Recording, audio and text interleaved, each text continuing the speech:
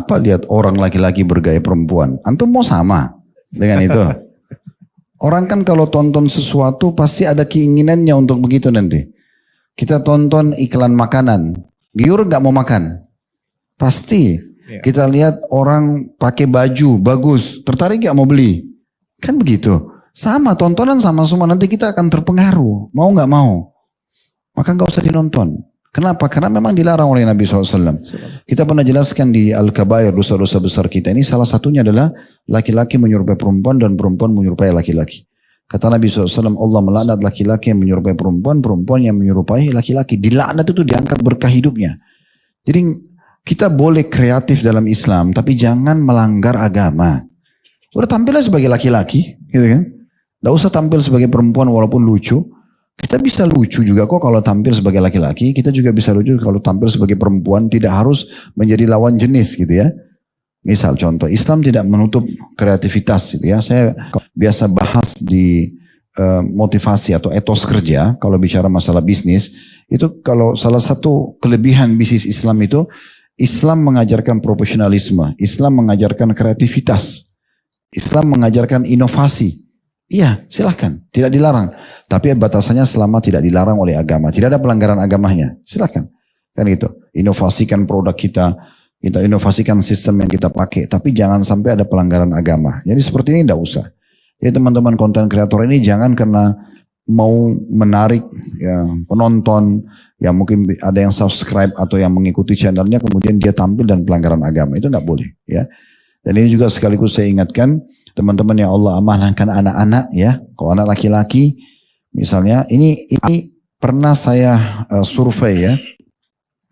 Apa sebabnya, salah satu sebab menyebarnya LGBT ya. Homo dan lesbian secara khusus ya. Itu kalau yang lainnya tuh sudah transgender tuh lebih jauh lagi. Tapi kalau homo sama lesbian ini ada penyebab internal, ada penyebab eksternal. Internal itu salah satunya adalah kalau bukan orang tuanya dasarnya begitu. Ya ibunya seperti laki-laki atau ayahnya seperti perempuan. Anak ini selalu melihat. Maka dia bisa terpengaruh dengan sikap dan perbuatan orang tuanya. Walaupun bercanda. Walaupun bercanda. Atau memang kebetulan ayah dan ibu ini suami istri dikaruniai misalnya 2 anak laki-laki. Mereka pengen sekali punya anak perempuan. Kemudian Allah kasih anak ketiga yang bungsu perempuan. Nah di saat lahir anak perempuan ini, orang tuanya membiarkan si adik perempuan ini bermain sama kakak laki-lakinya. Sehingga mainannya kayak anak laki-laki.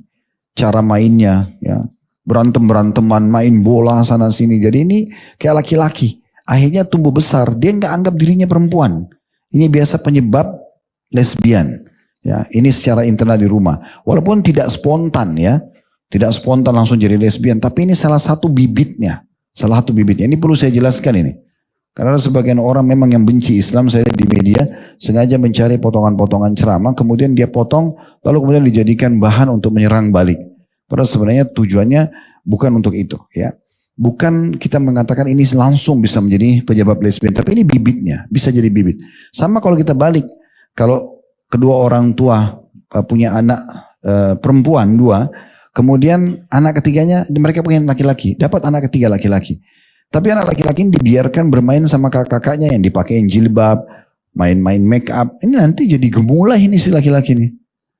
Akhirnya jadi dia pikir dirinya perempuan, gitu kan? Ini jadi masalah. Ini penyebab homo. Ini secara internal.